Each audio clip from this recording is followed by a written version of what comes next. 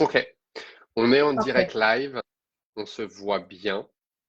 Oui, je Euh, t'entends bien. Est-ce que tu m'entends? eh, je t'entends très bien, c'est parfait. Donc, bonjour tout le monde. Déjà, on est de retour pour un live. On avait promis de faire des lives toutes les semaines, mais on n'a pas encore réussi totalement à tenir ça.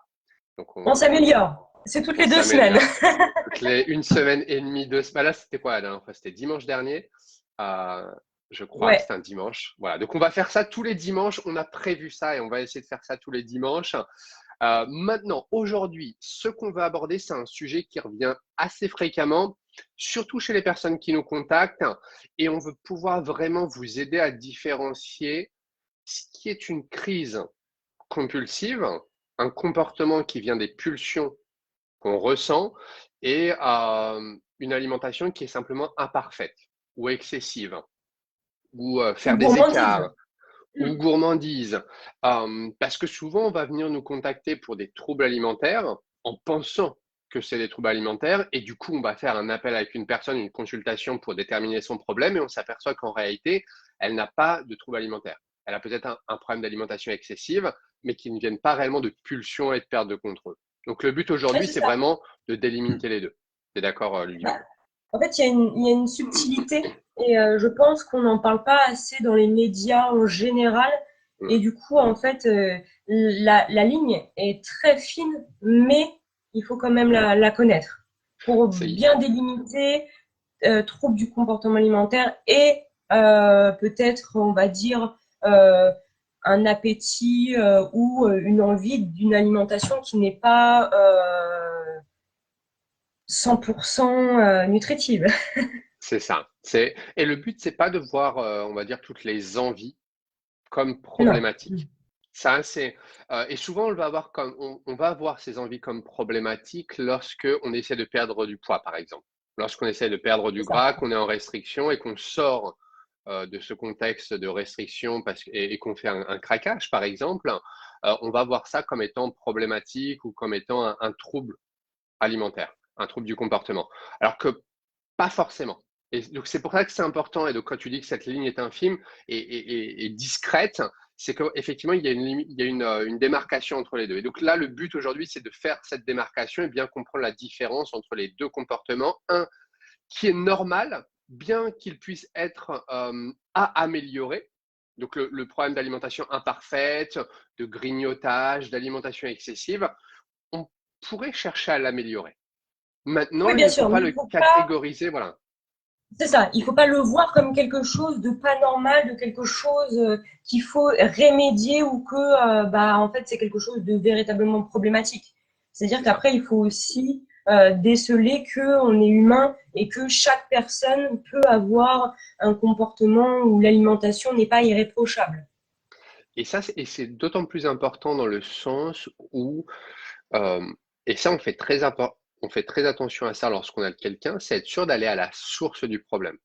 C'est Et ça. lorsqu'on ne connaît pas encore son problème ou qu'on n'a pas encore déterminé son problème, qu'on ne l'a pas encore défini de manière claire, ça va être ultra important avant tout de le définir pour pouvoir aller à la source du problème. Si par exemple une personne n'a pas de trouble alimentaire, c'est-à-dire qu'elle n'a pas de problème de pulsion, et donc on n'a pas à résoudre ce problème de pulsion. On peut peut-être par contre améliorer sa vision de l'alimentation, le type de diète qu'elle utilise, comment elle s'alimente au quotidien, son environnement, etc.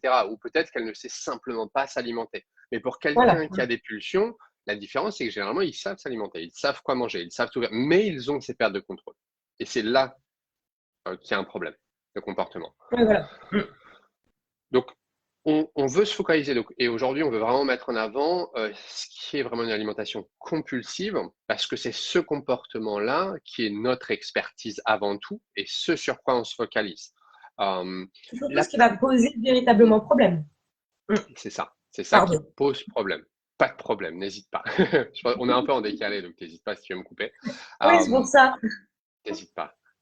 Et la plupart des crises, généralement, couramment, pour la plupart des gens, ça va se manifester par des quantités larges de nourriture. Ça Oui. va être de Mm. grosses quantités, mais pas tout le temps. Alors ça, c'est un bon indice pour essayer de définir ces crises. N'hésite pas, si tu veux rebondir là-dessus.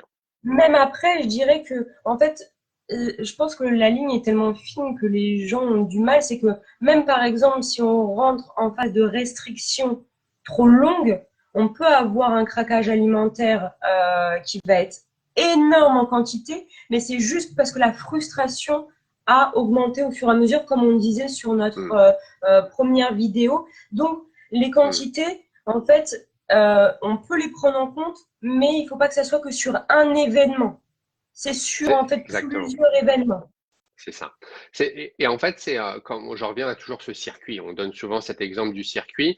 C'est que, en fait, pour beaucoup des troubles alimentaires, c'est pas toujours le cas. Et pour beaucoup, c'est avant tout créé par une première restriction qu'il y a pu avoir dans le passé. Donc, c'est pour ça que souvent l'anorexie entraîne la boulimie et par la suite, parfois l'hyperphagie aussi. Mais c'est parce qu'il y a une période de restriction. Une période de restriction, ça veut dire qu'à un moment donné, le cerveau primitif, le cerveau qui gère tes instincts de survie, va chercher à réagir. C'est son but, c'est son rôle, il est là pour ça. C'est-à-dire qu'une période de restriction pour lui, ça veut dire qu'il y a un problème à un moment donné. C'est-à-dire qu'on est en train de mourir de faim. Il se dit, OK, c'est ça, on est en danger. C'est un danger, pour lui. C'est ça. C'est un danger. C'est comme cette partie du cerveau d'ailleurs, elle est très similaire au cerveau des animaux. Pour un animal, s'il ne mange pas, il va commencer à se mettre à penser à la nourriture, à chercher, à gratter. Il va chercher la nourriture, il va manger les meubles, il va trouver un moyen. Donc nous, c'est pareil. Quand on est en restriction, pour notre corps, c'est pas normal. Il se dit pas, c'est parce qu'elle veut être belle, elle veut avoir un beau corps, être ferme. Etc. Non, c'est simplement il y a un danger quelque part. Donc, ce qu'il va faire, c'est réagir une première fois. En emmenant il va augmenter la faim, il va augmenter l'appétit, il va augmenter l'odorat, il va te faire penser plus souvent à la nourriture, il va abaisser la satiété. Et ce que ça va faire, c'est que au bout d'un moment, tu vas plus pouvoir utiliser ta force de volonté, tu vas être à court de force de volonté, tu vas craquer. Et ça va être un craquage qui est amené à cause de la restriction. Tu l'as fait ponctuellement, tu as peut-être mangé de grosses quantités sur le moment, mais voilà, ça s'arrête là. Oui. Et c'est ça aussi qui est dangereux, c'est que après généralement les personnes vont repartir dans une phase de restriction et vont refaire la même chose. Et après, ça peut amener justement des déclencheurs vers les troubles du comportement alimentaire. C'est pour ça aussi que c'est bien de pouvoir être conscient avant justement de rentrer dans un schéma qui reste plus problématique. C'est ça, exactement. Et c'est là où c'est important de… Alors attends, soudainement, je suis en train de me demander si je suis bien en train d'enregistrer. C'est en live, donc normalement, ça va s'enregistrer tout seul. Je suis à train de me demander ça. Mais alors déjà, il faut savoir, il y a une personne qui est là avec nous. La dernière fois, on n'arrivait même pas à faire le live. Donc là, on a quand même… c'est super ça, on a une personne avec nous. Je n'arrive même pas à voir qui est la personne ou si on a un chat de disponible. J'espère que… Je crois pas qu'on alors déjà, on va continuer la vidéo. Déjà, on va s'améliorer au fur et à mesure. Voilà, exactement. Donc, donc là, d'ailleurs, pour revenir là-dessus, donc le comportement au départ où tu vas manger plus une fois une grosse quantité. Ah, c'est Marie. C'est Marie, ok, super. Ouais. C'est Marie. Merci d'être là. Notre seule… En même temps, on n'avait pas prévenu parce qu'on ne savait pas si on pouvait faire le live ou pas. Donc, de toute façon, ça va s'enregistrer, ça va être dans le fil d'actualité sur le groupe. Donc, pour en revenir au niveau du comportement, donc tu vas moins manger une fois, ton corps va réagir, va te faire manger plus une première fois. Ça, on n'est pas dans le cadre d'un trouble alimentaire là. Là, on est dans le cadre simplement de la survie, d'une réponse normale de ton corps. Maintenant, là où ça devient problématique, c'est quand la restriction revient à nouveau et que le cerveau assimile ça comme un danger potentiel qui peut revenir à plusieurs reprises dans ta vie et donc il va programmer un circuit, un programme, il va programmer un comportement, un message, un peu comme une alarme sur ton téléphone qui va te rappeler de te réveiller, par exemple, chaque matin. Cette alarme dans ton cerveau va te réveiller, va te rappeler, d'aller manger, d'aller chercher de la nourriture fréquemment pour remplir tes réserves de gras et pour éviter une pénurie éventuelle dans le futur. Et donc, tu vas avoir ce comportement. Et là, c'est un trouble alimentaire. C'est quelque chose qui est programmé un peu comme une alarme. Ça se produit et toi, tu agis dessus en perdant le contrôle. Mais ce qui est aussi important, c'est du coup de bien savoir et de faire la part des choses. Parce que, comme tu l'as dit, en fait, le comportement de restriction et de grignotage ou de grosse crise, si il est trop fréquent, il peut amener vers du coup des crises après programmées et vers les TCA.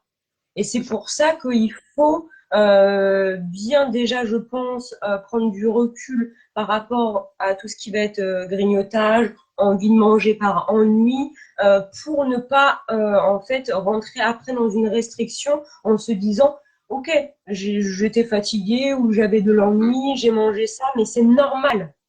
c'est Après, ça. j'ai pas dit qu'il fallait pas aussi qu'on pouvait pas mettre en place des meilleures habitudes, mais C'est ça. en soi, c'est pas ça le véritable problème. C'est ça. Et c'est là où il faut vraiment différencier, parce qu'on peut vouloir améliorer ses habitudes imparfaites d'alimentation, et pourquoi pas. Et ça va être le but d'un coaching alimentaire, d'un Voilà. nutritionniste, et c'est quelque chose qu'on gère aussi avec un programme différent. Maintenant, notre programme qui est lié au TCA, on va simplement gérer une chose qui est le fait d'effacer ces pulsions qui te poussent à avoir un comportement compulsif et où tu perds le contrôle. Et ça, il faut vraiment Voilà. différencier les deux, parce que la manière dont on traite la chose est totalement différente. Donc là, on a parlé des quantités. Les quantités peuvent être un bon indice, mais du coup, pas toujours, parce que tu vas avoir très bien des personnes qui doivent manger plus et ça leur convient au final. Ou alors, c'est Mmh. nécessaire pour, par exemple, les athlètes, ceux qui se dépensent Oui, beaucoup, qui ont une dépense énergétique élevée ou qui ont plus de muscles, par exemple, qui vont manger des repas qui, pour des personnes normales, entre guillemets, qui ne font pas autant de sport, pourraient se dire, waouh, tu manges beaucoup. Mais ce n'est pas un trouble bien sûr. alimentaire.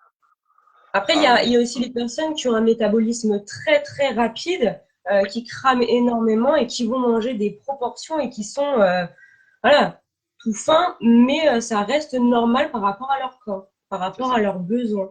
C'est ça. Il y a des personnes chanceuses, ce n'est pas mon cas malheureusement, euh, Moi non plus. qui ne reprennent pas de gras alors qu'ils peuvent manger beaucoup. Souvent, je vois ça comme c'est à double tranchant parce que oui, ils ne Oui, reprennent pas de gras, mais il y a quand même un impact sur la santé si jamais ils ne mangent pas c'est ça, de manière de c'est qualité. ça. Bon, c'est un autre sujet, on Bah, pourra en parler une autre fois. voilà. Après, la répercussion se fait sur du plus long terme, on va C'est ça. dire. C'est ça. C'est pour ça que ça peut quand même être problématique parce que souvent on va voir ces gens-là comme chanceux. Oui et non. Il y a Oui et des non. avantages et des défauts dans chaque situation. C'est ça. Alors, donc, il y a d'autres personnes très actives, il y a les personnes en surpoids aussi qui naturellement Mm. peuvent manger plus parce que le fait qu'ils ont un poids plus élevé font qu'ils brûlent aussi plus de calories. Oui, Et donc, ils bah sont oui, censés, si eux souhaitent maintenir ce poids plus élevé, ben, ils doivent aussi manger plus, dans tous les cas. bien Ça ne sûr, veut pas ouais. dire qu'ils ont un trouble alimentaire. Et le fait d'être en surpoids non plus ne veut pas dire qu'on a un trouble alimentaire. Et Non, voilà. le fait d'être en vacances et de manger de manière festive, de se faire plaisir, de boire, de manger de grosses quantités, ce n'est pas non plus un trouble alimentaire. Non, même le week-end, de manger à outrance avec les amis, en soi, c'est pas un trouble alimentaire. C'est ça.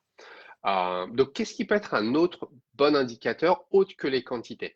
Alors, ça va être le sentiment qui s'accompagne avec l'action, avec le comportement. Et Mm. souvent, il va avoir un sentiment de perte de contrôle, C'est ça. d'obsession, Mm. comme si on ne pensait qu'à ça sur le moment. C'est Ouais. on doit aller manger. C'est tout ce dont tu arrives à te focaliser sur le moment. Et tu ne veux Un peu, parfois rien.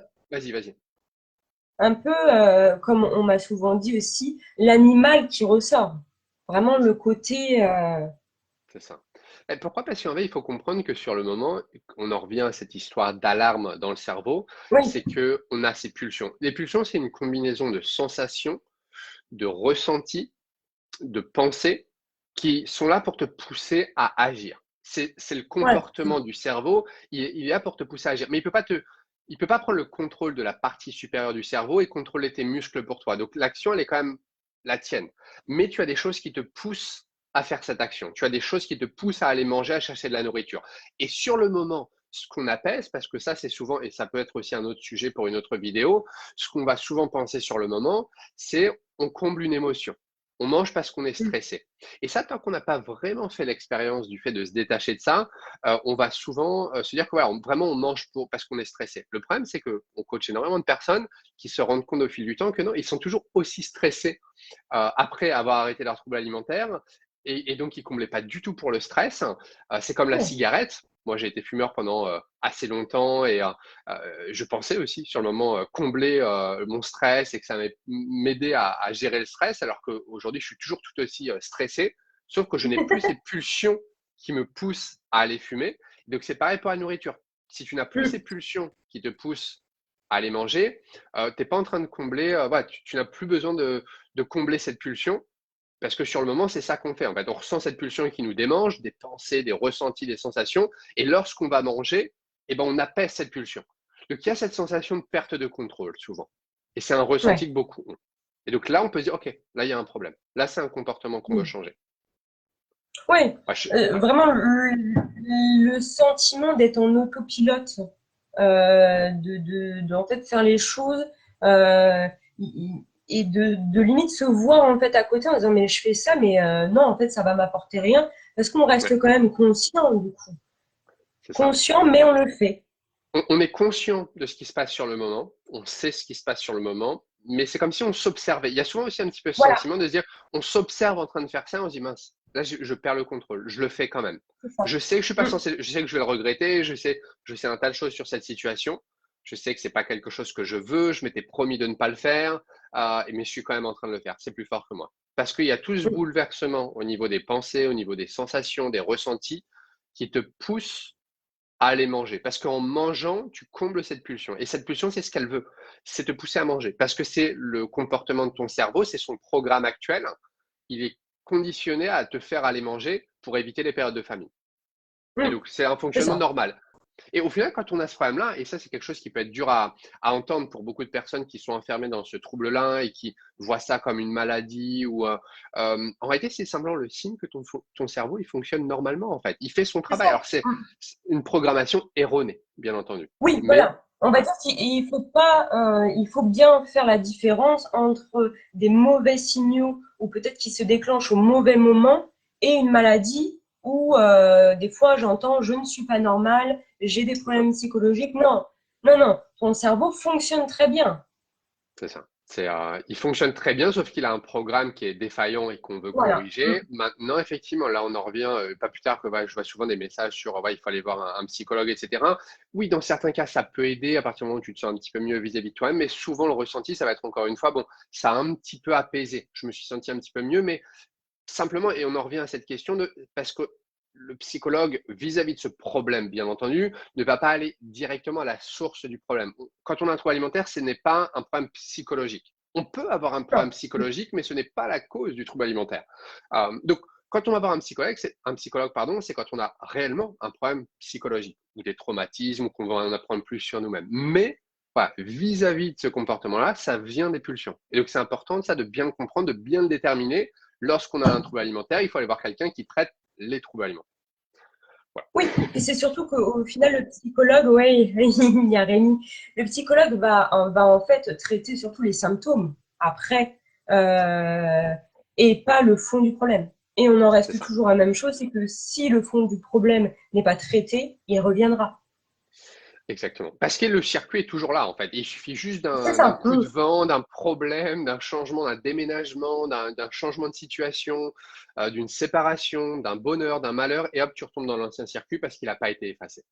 Mais c'est pour ça justement que les gens après assimilent, par exemple, le stress ou du coup, on va dire la tristesse aux crises. Ouais, Alors qu'au final, c'est pas le fond du problème. c'est ça. C'est juste un déclencheur, mais c'est pas le fond du problème. C'est ça. Ça peut être un déclencheur de la pulsion, etc. Et puis souvent on va manger aussi dans des moments où on est seul, dans des moments Mm. où il y a de l'ennui, parce qu'on a le temps d'y penser, parce que c'est un moment qui est confortable pour nous. Mais c'est pas la solution. Par exemple, si on fait une crise lorsqu'on est seul ou dans l'ennui, la solution c'est pas de bannir l'ennui ou la solitude de notre vie. Bah, Parce bien que sûr. ça ne fait Bien que sûr. restreindre ta vie encore plus et tu vis Oui, dans ta bulle et tu t'imposes des règles. Donc, ce qu'il faut traiter, c'est la source du problème, encore une fois, et c'est cette pulsion. Lorsque tu n'as plus cette bien pulsion, sûr. tu peux être dans l'ennui, tu peux être dans la solitude, pourquoi pas, mais tu n'auras plus ce comportement compulsif, cette perte de Bien sûr. contrôle. Et c'est ça qui est problématique, et c'est ça qu'on veut corriger. Donc il y a souvent cette sensation aussi et ce sentiment d'embarrassement, de ressentir de la honte Si par exemple quelqu'un s'approche de nous lorsqu'on est dans ce comportement à faire une crise, à manger de Mm. grosses quantités de manière rapide aussi, ça peut être le cas, pas toujours, Ouais, mais très ça peut être le rapide. cas, on mange rapide, de grosses quantités, et ben on peut ressentir de la honte si quelqu'un Ouais. est autour de nous. Peur du jugement. Peur du jugement, de la honte quand on a fini la crise, des secrets aussi, et ça tu le sais bien, voilà, on a souvent ces cas-là qui reviennent. Il y a beaucoup de secrets avec les proches, donc souvent les Ou c'est proches caché. ne le savent pas, c'est C'est caché. c'est caché. Comme une double vie, hein, vraiment, C'est où ça. même quitte à même programmer des moments seuls pour pouvoir faire sa crise. Ouais, c'est ça. Et donc là, on a parlé des manières de faire une crise de manière courante. Donc ça, c'est assez évident. Ça, pour beaucoup, ça va leur parler. Maintenant, il y a des manières moins évidentes. Et il se peut qu'on mange, par exemple, qu'on fasse plein de petits grignotages sur la journée. Il Mm. peut y avoir ce type de crise aussi, qui peut être des crises et qui peut aussi ne pas en être. Maintenant, les grignotages, ça peut être des toutes petites quantités cumulées comme ça sur la journée, qui peuvent être problématiques et qui peuvent être part d'un trouble alimentaire. Ça peut l'être, ça ne peut ne pas l'être aussi. Mais ça n'a pas à être forcément des grosses quantités. Euh, Ça peut être justement ces pulsions qui te poussent à manger de plus en plus, encore et encore, mais en petite quantité. Et Mm. et même si tu manges pas forcément de manière rapide, de grosses quantités d'un coup, bah, au final, tu te sens quand même pas très bien de faire ça. Et tu culpabilises tout de même après ça. C'était pas un C'est ça. comportement que toi, tu voulais faire au final. Il Mm. se peut quand même que tu sentes cette perte de contrôle dont on vient de parler en toi, lorsque tu fais ces petits grignotages. Même si voilà, les quantités ne sont pas excessives à chaque fois, ça ressemble pas à une crise typique, mais je reprends l'exemple d'une femme que je coach actuellement qui s'en est sortie, où elle a fait 7 ans de boulimie quotidienne. Bah, pour elle, c'était pas des grosses quantités. C'était Ouais, vraiment c'est ça. des toutes petites quantités, mais très fréquentes, et elle n'arrivait pas à arrêter C'est ça. ça. En fait, ça peut être vraiment dans petite quantité, mais c'est surtout dans la fréquence après. Ouais, Et c'est aussi dans comment tu vas voir ces crises, ces pulsions d'aller vers c'est la ça, nourriture. c'est ça. Donc ça, c'est important de faire cette limite-là. Et donc, par contre, il va y avoir trois conseils importants quand même lorsqu'on cherche à définir ces crises et définir si on a un trouble alimentaire. Première chose, c'est pas de se prendre trop la tête sur cette Mm, définition, de pas être trop strict. Et le but, c'est plus d'être curieux vis-à-vis des pensées qu'on a, des ressentis, des actions qui vont avec ce comportement alimentaire. Parce qu'il n'y a c'est pas ça. qu'une seule manière déjà de décrire ces crises, c'est assez subjectif. Mais le but, c'est quand même d'essayer d'identifier les moments où on a l'impression de franchir la ligne entre une alimentation normale ou imparfaite. Pour moi, c'est un peu pareil, parce qu'une alimentation normale, pour moi, elle C'est peut être pareil, imparfaite, bien ou sûr. juste de la suralimentation, qui fait aussi pour moi partie d'une alimentation normale, et ce qu'on considère être une crise compulsive, un craquage, C'est quelque ça. chose qu'on ne veut pas, une perte de contrôle. Il n'y Mm, a pas de ligne exacte en fait entre les deux. C'est pas bah tiens, ça c'est le comportement qui vient des troubles alimentaires, ça c'est un comportement normal. Ça peut être assez subjectif. Euh, et c'est pas parce qu'on a mangé par exemple une bouchée de plus de notre repas, alors qu'on ne voulait pas prendre cette bouchée au départ, qu'on a un trouble, qu'on a un problème. non, bien sûr. Parce qu'après, il y a quand même aussi d'autres facteurs, la pression sociale. Des fois, on nous a appris qu'il fallait finir nos assiettes. C'est pas ça, en Mm, fait, qui régit si c'est une crise ou pas. Après, ça, c'est c'est ça. juste des mauvaises habitudes qu'on peut éventuellement traiter, mais c'est pas révélateur d'une crise. Et C'est ça. même si on passe devant un pain au chocolat et qu'on n'avait pas envie de le manger et qu'on le mange, c'est pas une crise forcément. Ça peut être juste de la gourmandise. Et ça, c'est normal aussi. Et quand on arrête notre trouble alimentaire, c'est là où des fois on va commencer à se poser toutes ces questions parce qu'on va se dire, on va commencer à penser beaucoup plus à l'alimentation. Bon, bah là, j'ai plus ces crises, mais je viens quand même de manger, je ne sais pas, un pain au chocolat alors que je me l'étais interdit ou que je ne voulais pas faire ça aujourd'hui. Est-ce que ça veut dire que je retombe dedans? Est-ce que j'ai toujours ce trouble? Donc, c'est important quand même de créer ses propres règles, entre guillemets, sa propre définition de ce problème de comportement. Donc ça, c'est le premier conseil, c'est vraiment voir ça plus d'une manière globale, c'est une attitude, c'est un comportement, c'est une perte de contrôle. Le conseil numéro 2, ça va être de pas non plus pousser les limites d'une alimentation normale trop loin. Donc, dans le sens où tu veux pas que, entre guillemets, ça devienne une excuse et tu adoptes un comportement qui tombe juste en dehors de ta définition d'une crise parce que ça va quand même pas te faire du bien. Là où je veux en venir, c'est il faut être honnête avec soi-même vis-à-vis du comportement. Tu veux te débarrasser du comportement, mais tu veux pas te donner d'excuses si jamais tu dépasses un petit peu le comportement que tu t'étais fixé et que tu te dis bon bah c'est pas grave, il faut être flexible. Non, il faut quand même savoir la limite. Faut pas Mais faire des c'est choses qui pour sont. ça, Vas-y. c'est pour ça que tout simplement, trop se fixer de règles, euh, Mm. c'est pas bon. Et trop être dans le surcontrôle, c'est justement là qu'on va se dire ça c'est normal, ça c'est pas normal, mais en fait il n'y a pas de normalité, ça dépend des journées, ça dépend de plein de choses. Ouais, c'est ça. C'est Et donc, dans un sens comme dans l'autre, il faut avoir suffisamment de flexibilité, mais pas trop.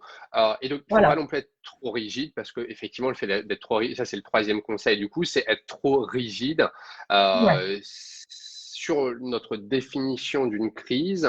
On va commencer à se mettre des règles, des principes rigides, et on va tout considérer comme étant problématique.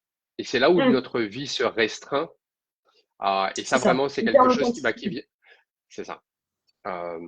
Là, ça vient aussi, parce qu'un problème qui vient souvent avec les troubles alimentaires, c'est le perfectionnisme.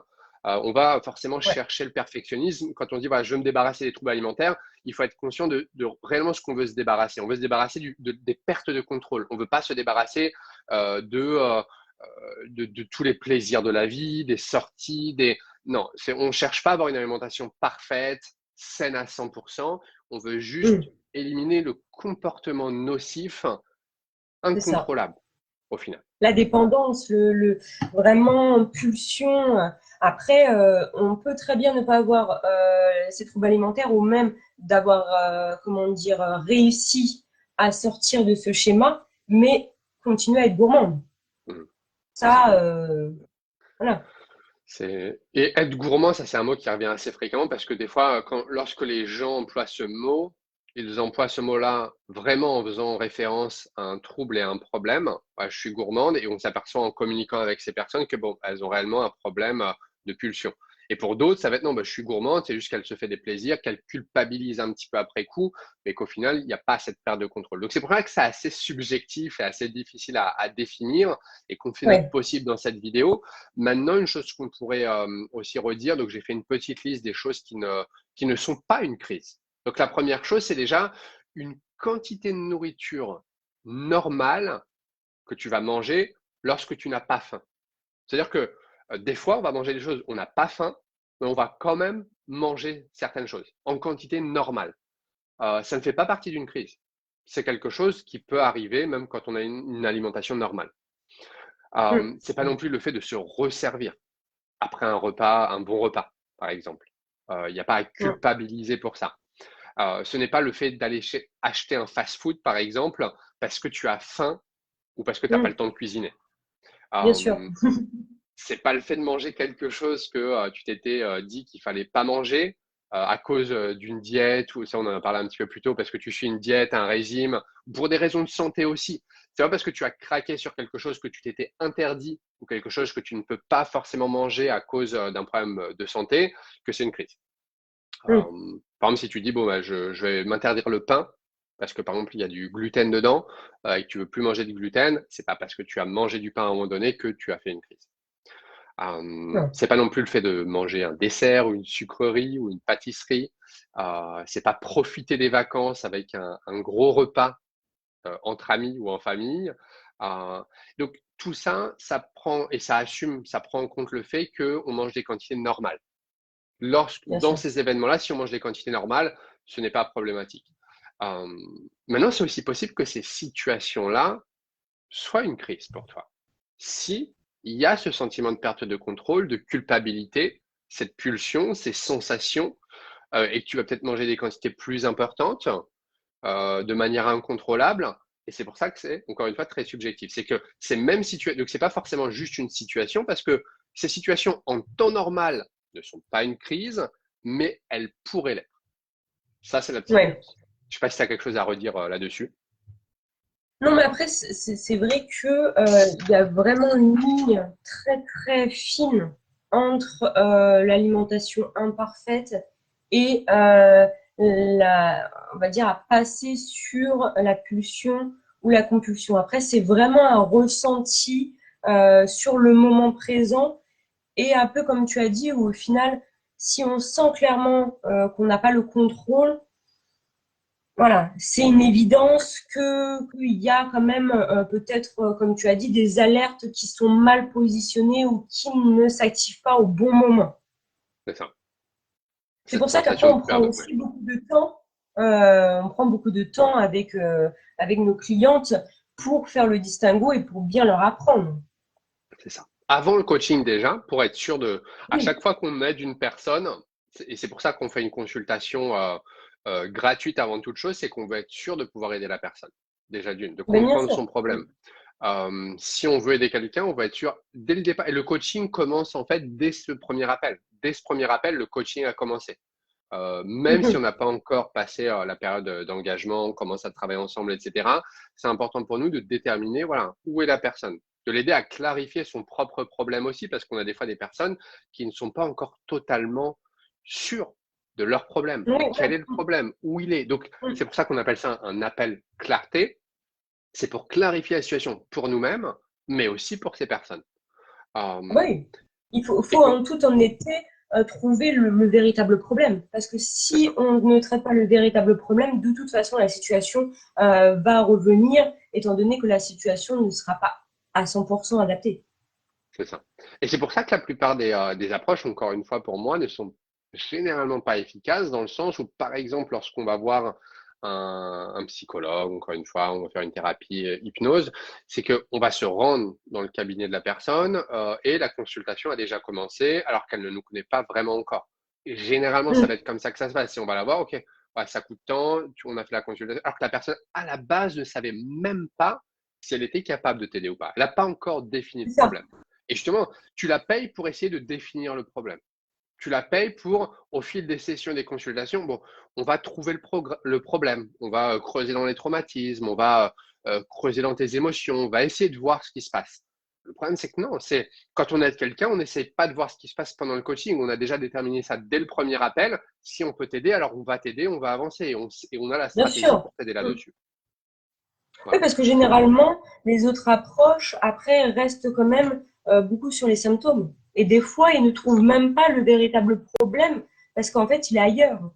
C'est ça. Et c'est pour ça que souvent, il y a quand même cet effet d'apaisement où ça peut faire du bien. Si un des symptômes qui était problématique est apaisé, ça peut faire du bien. Maintenant, le problème est toujours là. L'ancien circuit est toujours là et on peut retomber dedans à n'importe quel moment. Donc, le but, quand on aide quelqu'un, c'est de faire en sorte que ce comportement, il s'efface totalement. Et surtout qu'il y Bien ait sûr. cette sensation de j'ai compris où était mon problème, j'ai compris comment le régler, je sais pourquoi je l'ai réglé et que même si jamais, je ne sais pas, il peut y avoir une situation où tu te réaffames, tu réenclenches ce mécanisme pour une raison ou pour une autre, bah, tu sais dans tous les cas d'où ça vient et comment l'arrêter, parce que tu as cette sensation Bien de sûr. contrôle. Mm. Euh, alors, juste un dernier conseil pour différencier l'alimentation imparfaite d'une crise, ça va être le fait de se demander que, enfin, le fait de se dire que si tu as à te demander si c'était une crise ou pas, il y a de grandes chances que ce n'en était pas une. Parce que généralement, les Mm. crises sont assez évidentes. Alors, sauf dans le cas des grignotages compulsifs à longueur de journée qui peuvent emmener, que ce soit même des vomissements après, hein, des comportements compensatoires derrière, généralement, si tu te demandes est-ce que ça c'était une crise ou pas, c'est que c'est pas assez fort, il n'y a pas eu vraiment cette notion C'est de pas assez perte de marqué, ouais. contrôle, c'est pas assez Mm. marqué, donc il y a des chances que ça ne soit pas une. Et peu importe à la limite que ça en soit une ou pas, tu peux toi-même faire ta propre définition au final et déterminer si c'est un comportement que tu veux dans ta vie ou pas. Et si c'est pas un Oui, comportement voilà. que tu veux dans ta vie, tu peux toi aussi prendre la décision de te dire, moi j'estime que c'est un comportement que je ne veux pas et je veux m'en débarrasser. Et ça, on peut aussi aider les gens sur ce type de comportement. Bien sûr, bien sûr. Oui, de toute façon, comme on disait, même l'alimentation imparfaite, on peut jouer dessus. Si Exactement. enfin, si la personne, elle veut changer ça, si ça devient problématique, que ce soit par rapport à la santé ou parce que la personne ne veut tout simplement pas, par exemple, grignoter ou manger un peu trop, etc. Mais après, il faut vraiment, en fait, l'approche est totalement différente. On ne C'est travaille ça, pas sur les mêmes choses, on ne c'est travaille ça. pas de la même façon. Donc, il faut vraiment, en fait, déterminer, et peut-être, en tout cas, dans le fait de pas manger tout le temps super équilibré, il faut aussi en lâcher prise. C'est ça. Et on en revient encore une fois à cette idée de comprendre le problème. C'est pour ça que là, on veut vraiment aider les gens à définir déjà leur problème. C'est que tant que tu n'es pas sûr de là où vient le problème ou de ce qu'il y a à régler, tu, tu peux pas être efficace sur le problème. C'est pour ça qu'on a un taux de réussite qui est très élevé. C'est qu'on est sûr que lorsqu'on aide quelqu'un, on a compris son problème. Oui, voilà. Alors, premièrement, on comprend le problème. Si on a compris le problème et qu'on a la solution, alors on travaille ensemble. Si on a compris le problème mais qu'on n'a pas la solution, alors ça ne fait pas partie de notre expertise, on n'aide pas cette personne. Et si on n'a pas compris le problème, alors on est encore moins sûr d'avoir la solution et là Oui, on ne peut ben pas non plus voilà. l'aider. Voilà. Ah ben non. Non. Voilà, donc je pense qu'on a fait le tour. Maintenant, une dernière chose et un dernier mot, c'est quand même de ne pas suranalyser tout ça. Parce qu'il peut y avoir beaucoup de pensées vis-à-vis de tout ça, hein, les troubles alimentaires, les crises, qu'est-ce qu'une crise, pas une crise. C'est aussi important de prendre du recul, de souffler, de ne pas suranalyser chaque situation. En observant notre comportement alimentaire, le but, c'est quand même d'aller avec nos intuitions. On le sent quand même en nous, donc, c'est bien de continuer à se renseigner, à apprendre, mais pas pour être dans la suranalyse ou la perfection, mais plus dans l'intuition et comprendre au fil du temps, OK, là, c'est un comportement que je peux me permettre. Ça, c'est un comportement, ouais, je me suis fait plaisir. Je peux déculpabiliser là-dessus. Ou alors, est-ce qu'il y a eu vraiment une perte de contrôle? Ça, tu le sens en toi.